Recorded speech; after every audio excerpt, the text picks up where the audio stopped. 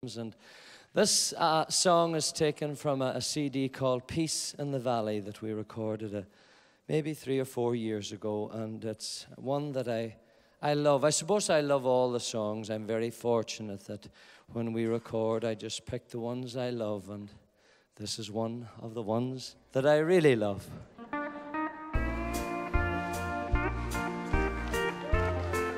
know it already?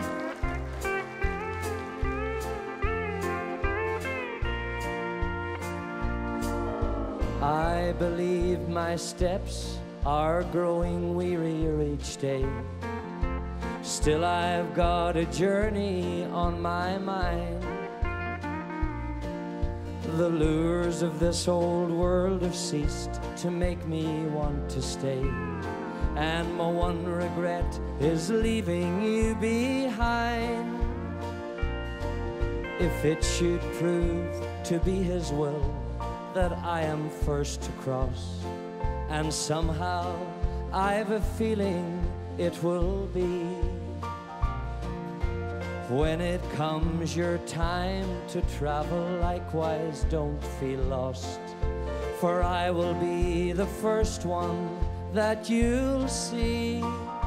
And I'll be waiting on the far side banks of Jordan. I'll be sitting drawing pictures in the sand. And when I see you coming, I will rise up with a shout and come running through the shallow water, reaching for your hand.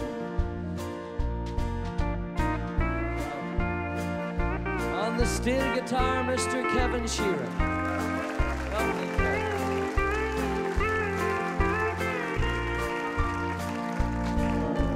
Through this world we labor hard to earn our meager fare. It's brought us trembling hands and failing eyes. So I'll just rest here on the shore and turn my head away until you come, then we'll see paradise. And I'll be waiting on the far side banks of Jordan. I'll be sitting drawing pictures in the sand. And when I see you coming, I will rise up with a shout and come running through the shallow water, reaching for your hand. Yes, I'll be waiting on the far side banks of Jordan. I'll be sitting drawing pictures in the sand. And when I see you coming, I will rise up with a shout and come running through the shallow water, reaching for your hand. Yes, I'll come running through the shallow water, reaching for your hand. Oh, thank you. Thank you very much. What a great song. I don't know if you ever heard about the time Paddy came to America to look for work. Oh, well, things weren't good at home, so Paddy decided he would up sticks and go to America because he heard things were good there.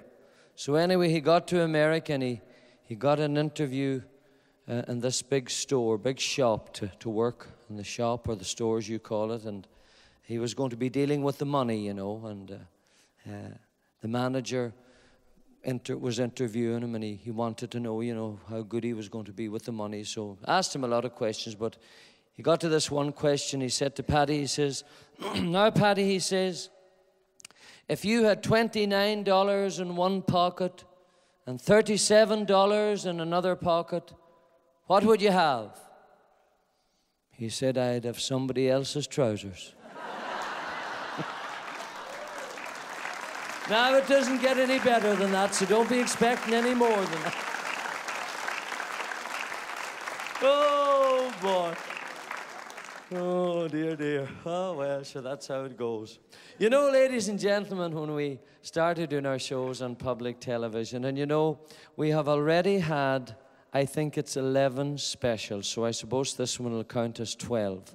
And we really could not have had all the specials. Of course, it was public television in the beginning out of Detroit that first aired our show and thought maybe that their audience would like what we did. But when we started the shows on the television, and I started to get, you know, around to the stations. I've been here many times at the pledge drives.